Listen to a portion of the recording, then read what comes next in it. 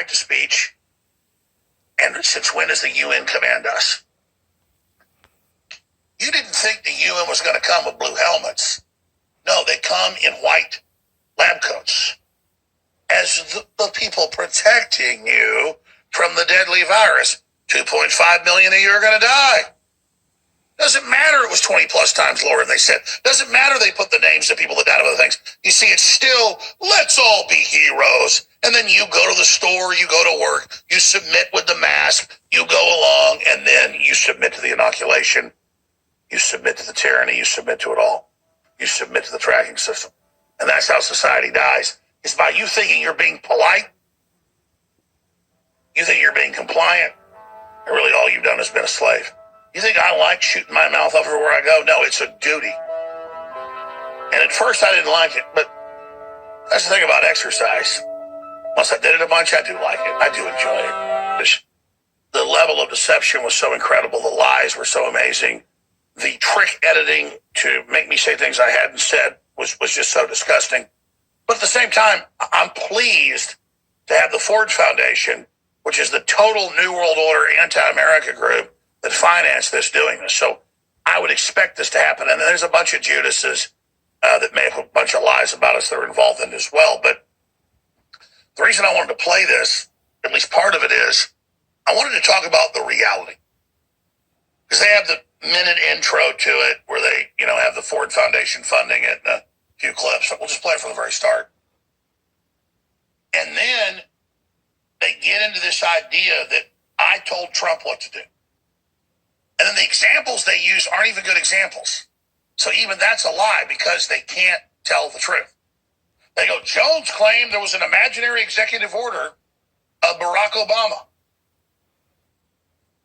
to take guns. I was covering an executive order he said he would sign. He signed it. Trump talked about it. That wasn't from me. It was a major news item at the time. I told Trump, get us out of Afghanistan and don't pay for Chinese security for rare earth minerals. $1 trillion we spent. I told Trump he should decriminalize marijuana. I told Trump to release nonviolent offenders. I told Trump he should get rid of Fiona Hill because she was a George Soros operative and wrote at the major publication, theglobalist.com. That's why they wanted me in jail or shut down. And Trump was talking to me and was talking to Roger Stone. But all the examples they give in the show have nothing to do with the reality of what actually happened. And it shows their mindset. They then do stuff I'm going to respond to at a later date. I'm looking at it with lawyers and a lot more. It's just truly disgusting how deceptive these people are, and it gives you a bird's eye view into their mindset. It's a lot bigger than Alex Jones. But it is true. You need to hear it from Frontline that InfoWars' big success was believing in America and believing that when the globalists announced world government and the collapse of the system and communism and the attack on the family and all the things that I knew they were planning because it was in their own white papers, that if we promoted free market renaissance, classical liberalism, not leftist garbage, but the real deal, that people would want America versus the New World Order. And so, Steve Bannon and others, Miller and others, were already listeners. Bannon was a screenplay writer. He didn't have a lot of his own ideas. They would tune in and they would take what I said during the campaign and once Trump was elected, and they would put that into policy. Because they found with the public, people agreed with it. They, at least on the surface, liked it. Trump resonated with it. So it was more than that. It was 7 or 8 people in the White House that had the president's ear, speechwriters. Because, see, there's no speechwriter here. I really believe this. I know this. I have passion. They were taking what I was saying. That's why I could have a website with maybe only 1,000 viewers a day. It wouldn't matter. Where I just put up my views in an hour-long talk. That would be the talking points. I mean, I always believed in humanity. I was always trying to communicate with the public. But It is the direct communication with people in the establishment who've never been decompartmentalized that has the biggest effect. Because most of these people aren't even evil in the establishment. They're kept in these cloistered, controlled paradigms. And so the examples they give are sophomoric and are not accurate. But the influence of what we've done is far advanced from that. And I didn't cook this up. I'm promoting a pro-human, pro-Americana populism that I studied and loved. I didn't invent the 57 Chevy. I'm telling you about its curves. I didn't invent Marilyn Monroe. I'm telling you about her curves. I'm just somebody who's here, like someone leading you to your seat at a movie theater so you can sit down and see the show. I'm like an usher. And I believe, like, why are we throwing all this out? Well, we should promote this versus them. This will win. That was my genius. It's not genius. That's just authentic, regular behavior. I want rotten food. I want good food. I want good food. So here's a few minutes we go to break, and then Jon Rappoport takes over. But here's from the intro. This is major, huge. I tried to forward this video, which just came to me. Couldn't forward it for some reason. A Georgia doctor was sent a communique proposing what's going to happen in schools when they reopen. So the Georgia doctor read this thing and it lit him up. And he went bananas, as he should have. And this doctor has a few balls, this Georgia doctor. I don't know his name. So he just made a video and he's put it out and it's going to go wide. And I'm going to tell you what's in it right now. The scenario is the following. Let's say it's November. The schools have opened. They're letting kids in to some degree in the classrooms, okay? We're talking public schools, private schools, whatever.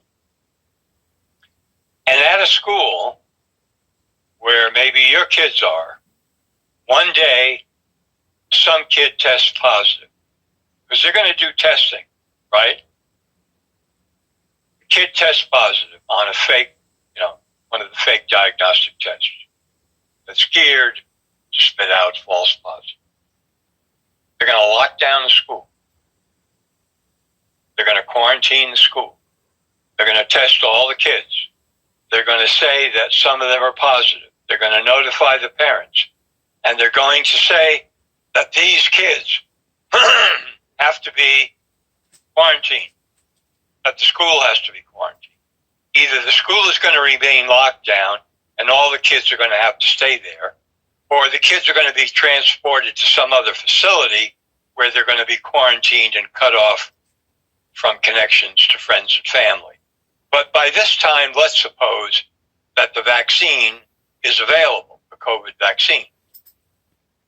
So now they're going to say that all the kids have to be vaccinated and the families of the kids have to be vaccinated if the parents want the kids to be released to come back home.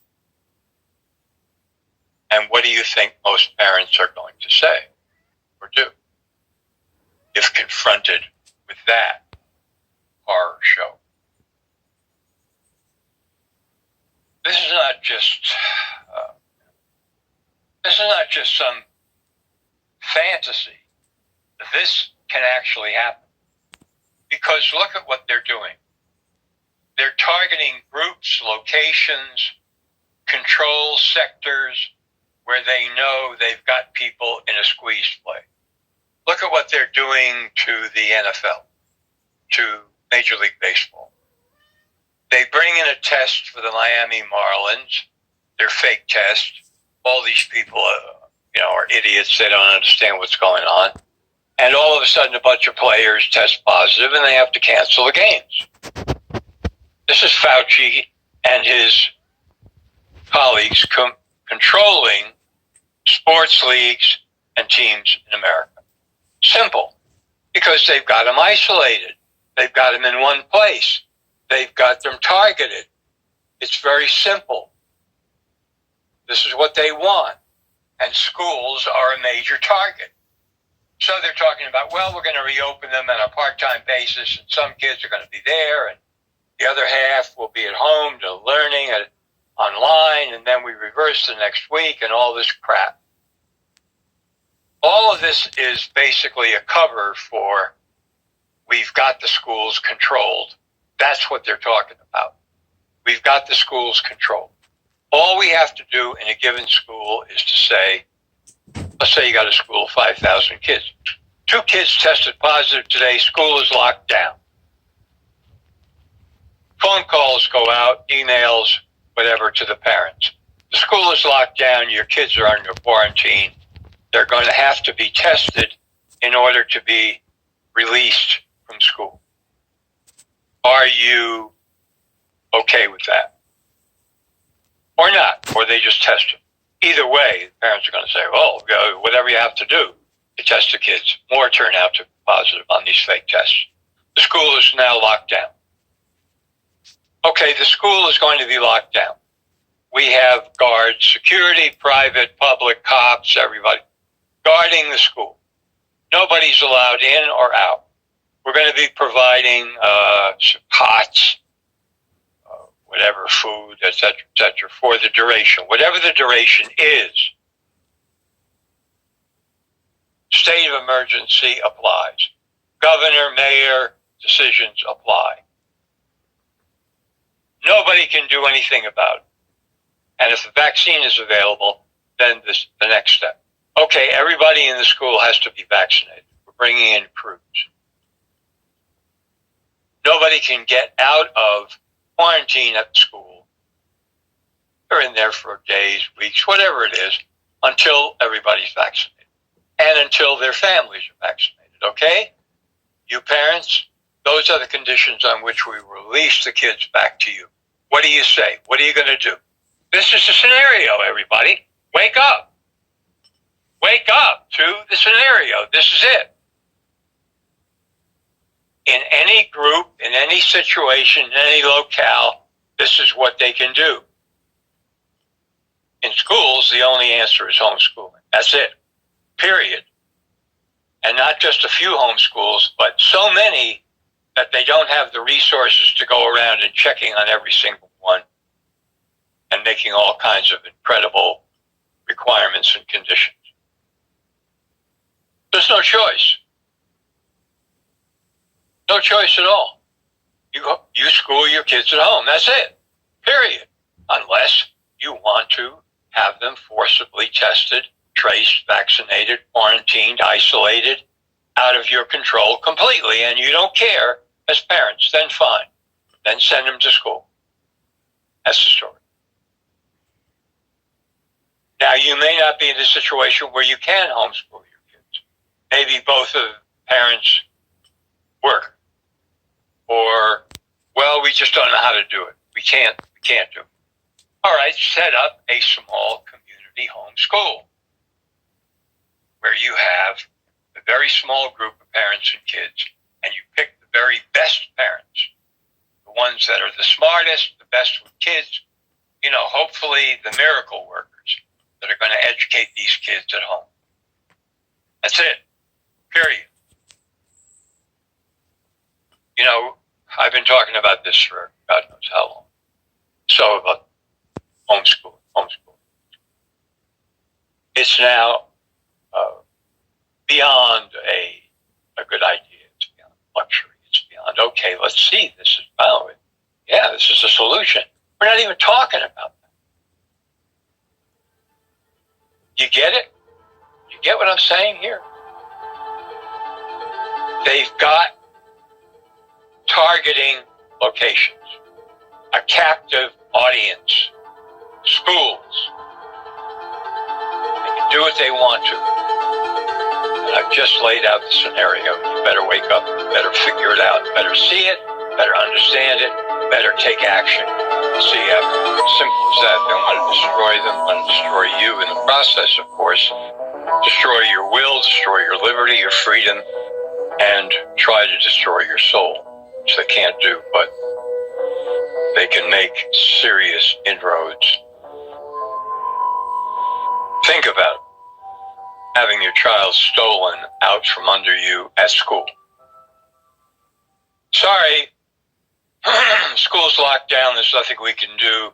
We had 3 kids test positive today. It's the virus, desperation, the threat. Lockdown, quarantine, testing for everybody, vaccines for everybody. School is locked down. Nobody can get in. Or we just took all the kids away from the school and to an undisclosed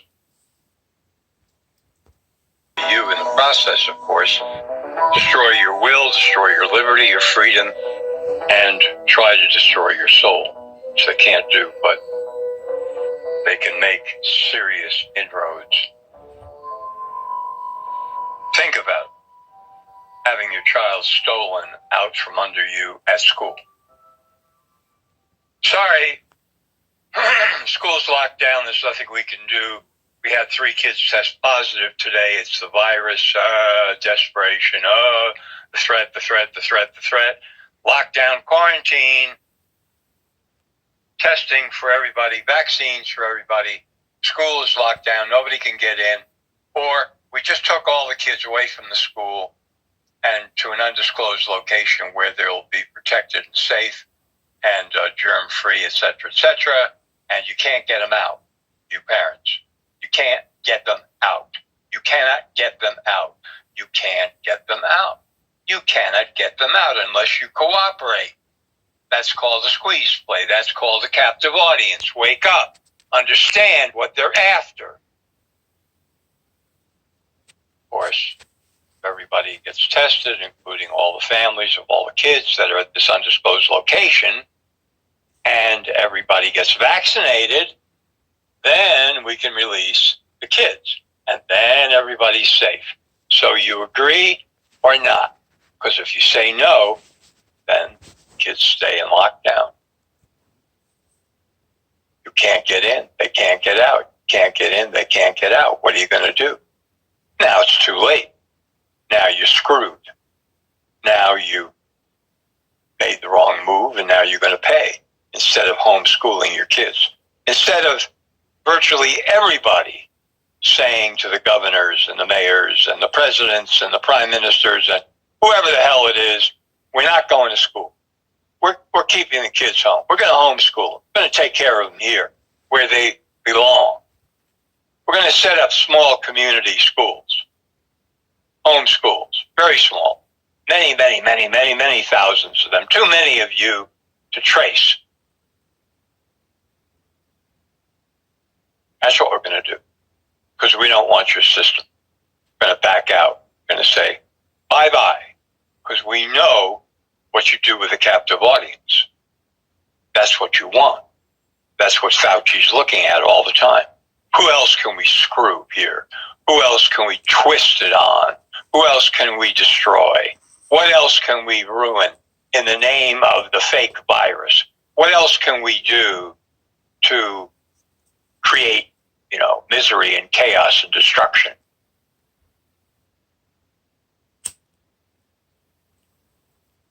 That's what they're doing. So recently I took a look at the CDC definition of a case of COVID-19. I'm familiar with this game. I've been in it for 38 years as a reporter. I've been around the block thousands of times on fake epidemics. And I saw back in 1987 the CDC case definition for AIDS. They called it a surveillance definition. I published the entire definition in my book, AIDS Inc., which came out in 1988. And the CDC definition of a case of AIDS took 15 pages in the book. 15 friggin' pages. Do you know what that means? That means that they did everything in their power to provide a menu of definitions so that virtually anybody could be diagnosed with AIDS, which is exactly what they did. For example, they basically said that anybody with a bacterial infection could be diagnosed as having AIDS, period. So now I look at the COVID-19 definition revised for a case of COVID-19, and what do I see? Well, I see there's 5 separate sets of criteria. This lets you know right away the amount of BS that's involved here, the amount of jive, the amount of insanity that they are producing in order to define a COVID case so that anybody can be called a COVID case. Okay? InfoWars, me, other people, all sorts of other people have been exposing since the beginning of this fake pandemic all manner of ways in which they are fraudulently inflating case numbers and death numbers and so on and so forth. And this may be the biggest of all. In the very definition of what a COVID-19 case is, April 2020, they give you 5 sets of criteria. If a person fits into any one of these sets, they can be summarily diagnosed as a COVID-19 case. And in the first set of criteria, they say that, for example, chills plus fever, COVID-19. Period. That's it. Chills plus fever can be diagnosed as COVID-19. Oh, but you have to have a test. No, you don't. Yes, you do. No, you don't. Oh, of course, you must have. No, you don't. But how could they? No, you don't. You don't need a test. Because there's a separate set of criteria that involves testing. And as I said, if you, as a person, fit into any one of the 5 sets, then you can be diagnosed as COVID-19. You don't have to fit into all sets. Here's another, a cough. Cough. That's it. That allows you to be diagnosed as COVID-19. A cough. Chills or fever. Chills and fever. That's one, for example. And these are not the only 2, believe me. In other words, just about anybody can be diagnosed. If I sit here and I go, I could be diagnosed. You at home going, you could be diagnosed. The man on the friggin' moon coughing could be diagnosed.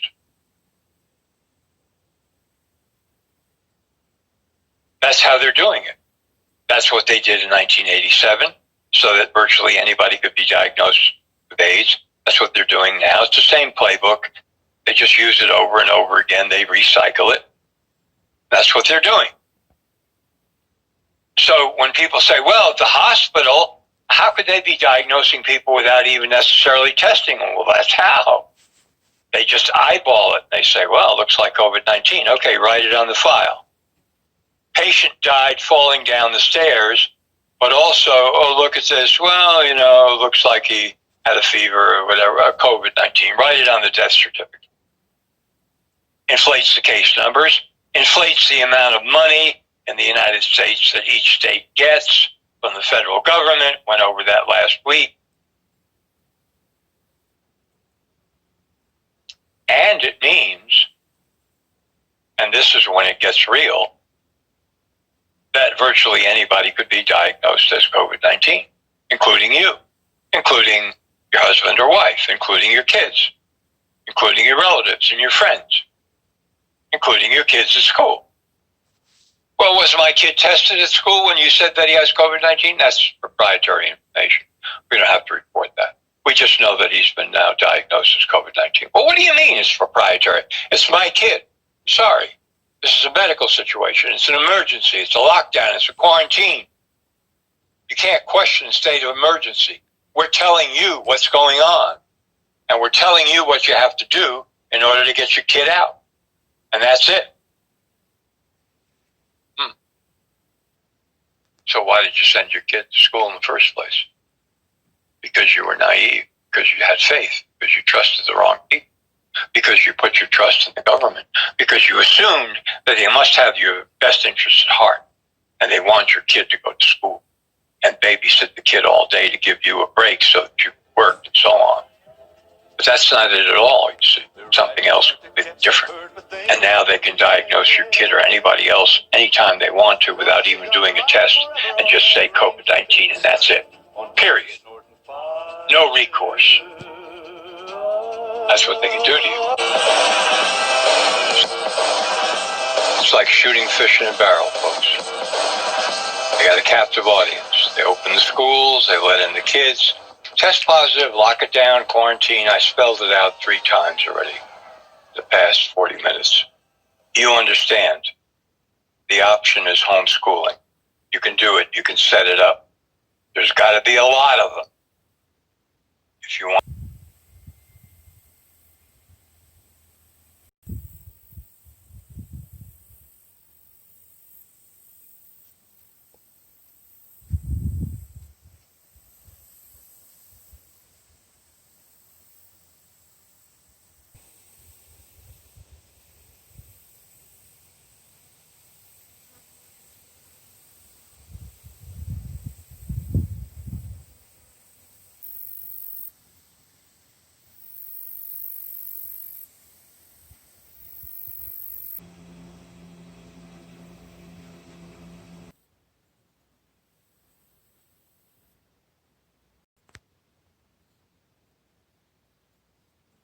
Okay.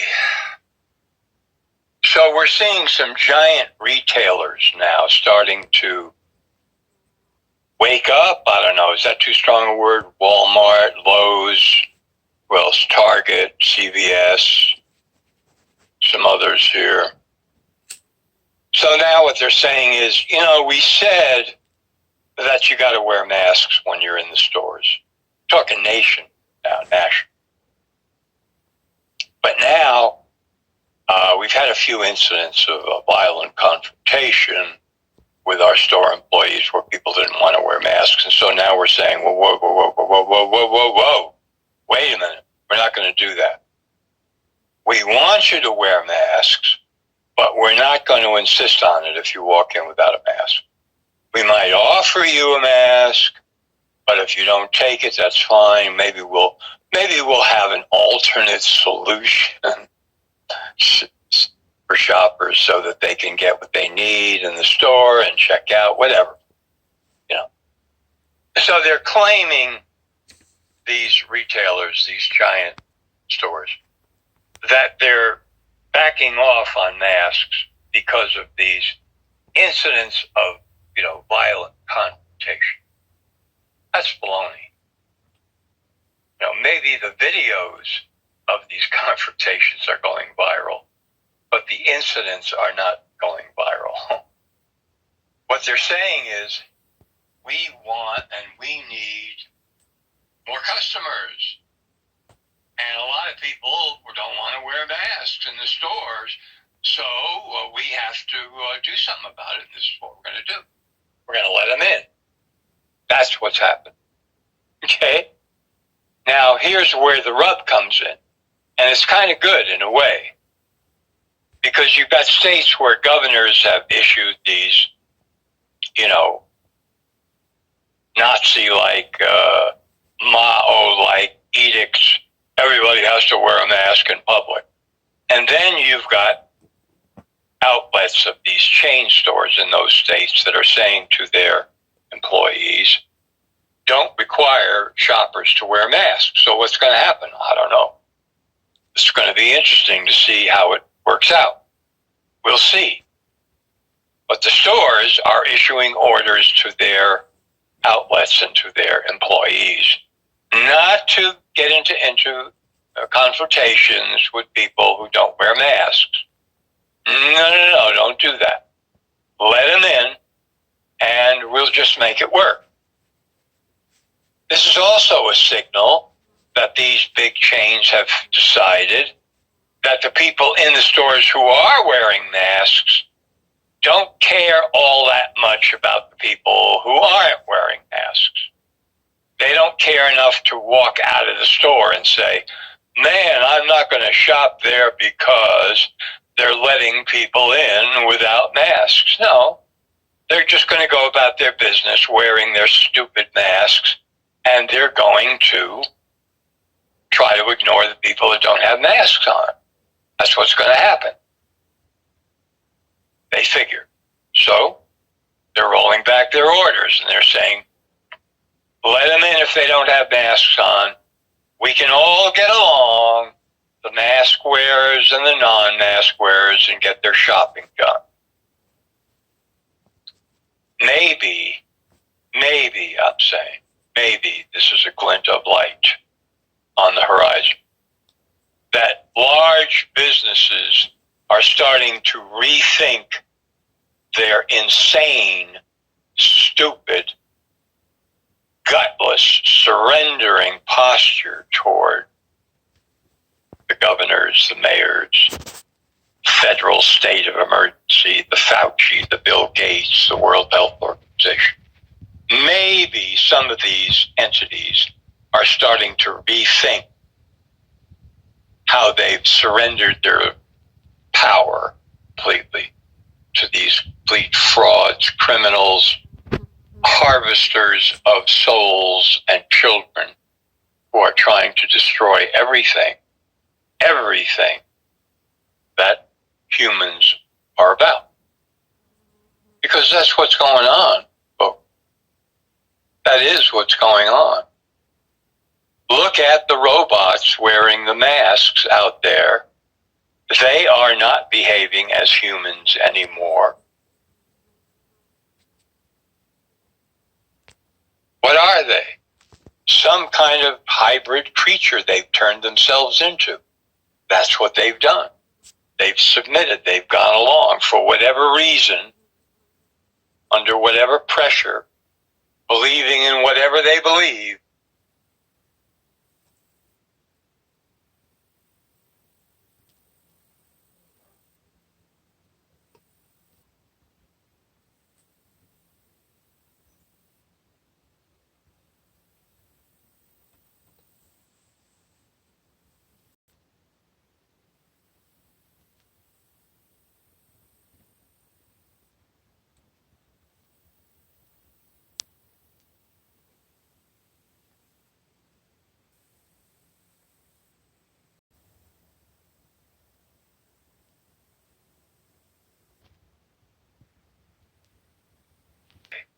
Some kind of hybrid. Because that's what's going on, folks.